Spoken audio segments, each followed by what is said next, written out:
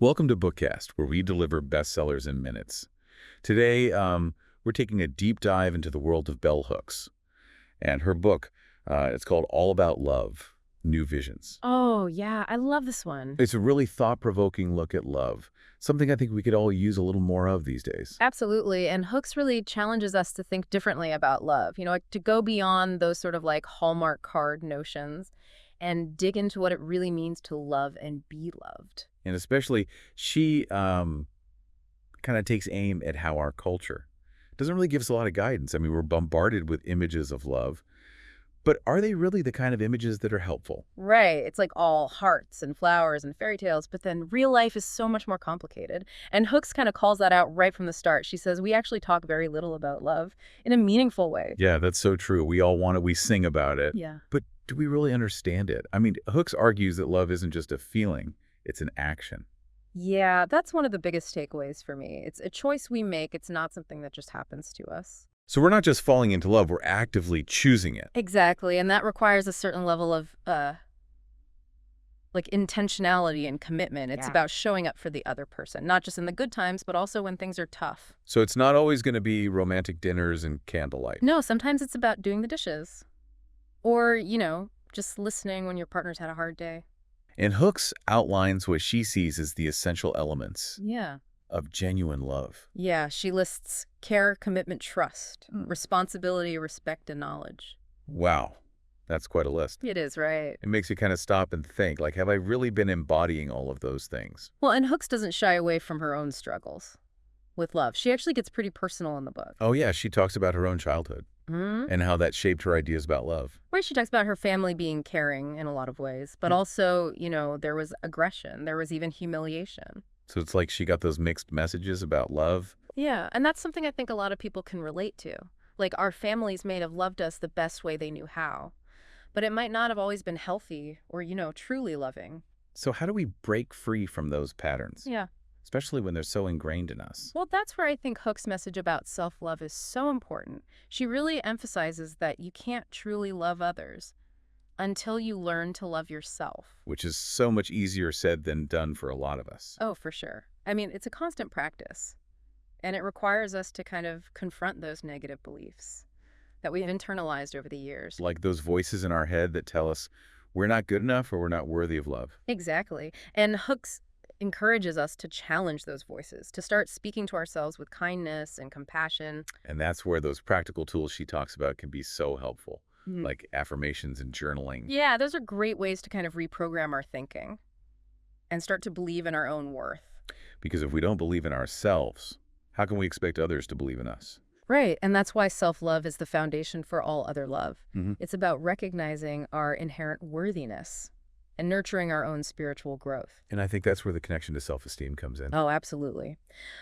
Hooks argues that living consciously, taking responsibility for our actions, asserting ourselves, and finding purpose all contribute to a stronger sense of self-worth. Yeah, when we feel good about ourselves, we're better able to give and receive love in healthy ways. Exactly. We're not coming from a place of neediness or insecurity. And we're more likely to attract people who will treat us with respect. And who will support our growth and evolution. And one thing I found really interesting is this idea of livelihood that Hooks talks about. Oh, yeah, that's a crucial piece. How does that fit into the picture of love? Well, Hooks believes that the work we do should align with our values and passions. It's not just about earning a paycheck, but about finding a sense of purpose and meaning in our daily lives. So it's about creating a life where we feel fulfilled. Exactly. And when we feel fulfilled in our work, we bring that energy and that joy into our relationships as well. It's like we're not draining ourselves in one area of our lives. Yeah.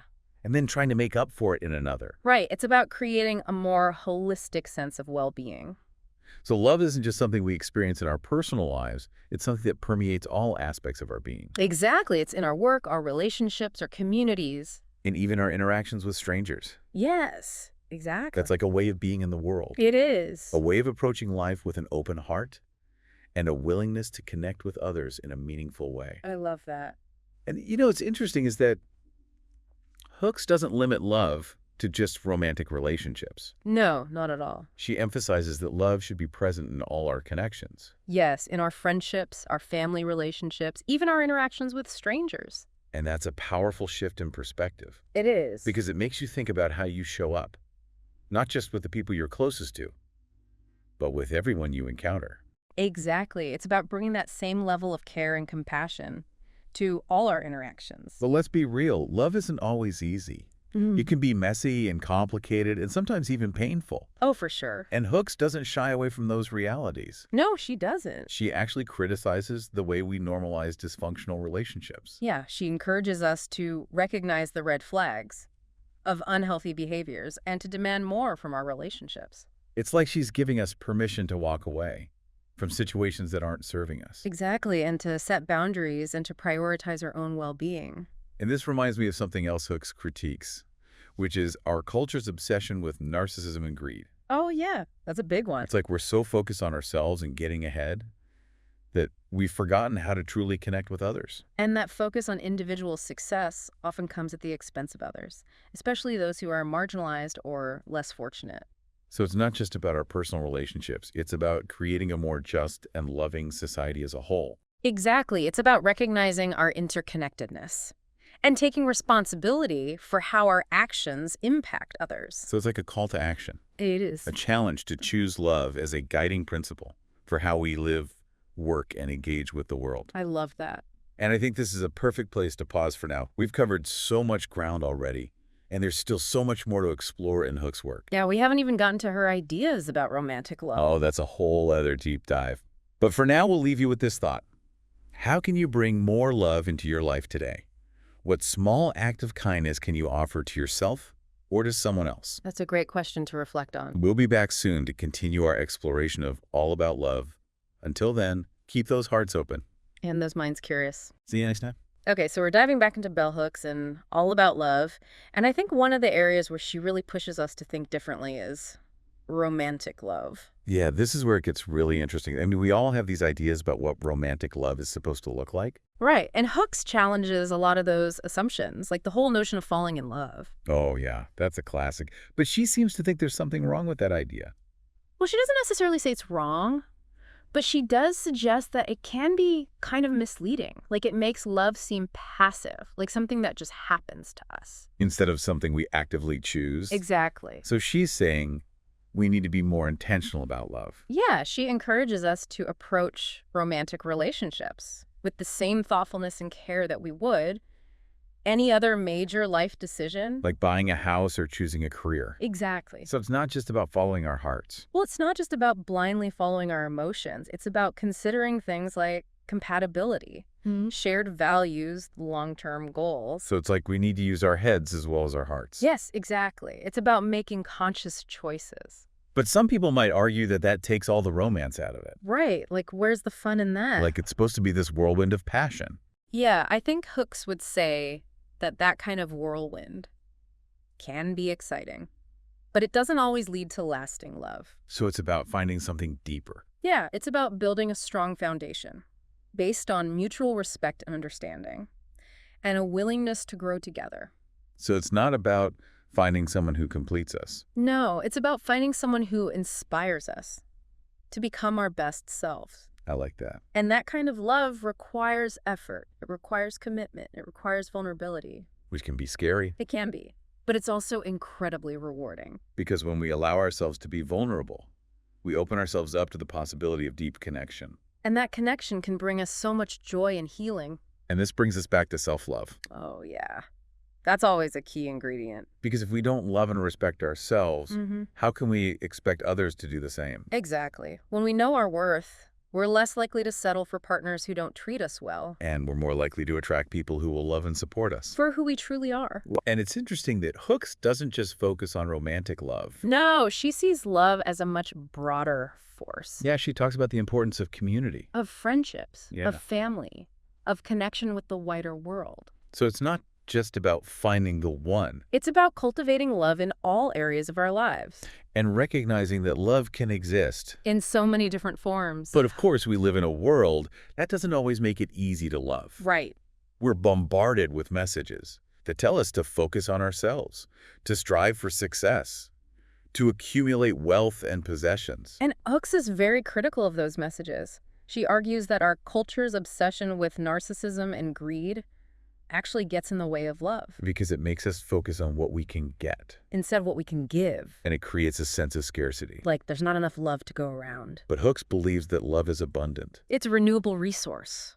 and the more we give, The more we receive. so it's a cycle, It is. a cycle of giving and receiving that can transform our lives and our communities. Yeah. And you know what I find really powerful is that Hooks doesn't just offer critiques. No, she also offers solutions. Yeah, she gives us concrete ways to cultivate more love in our lives. Like practicing gratitude, being present with the people we care about, making time for connection.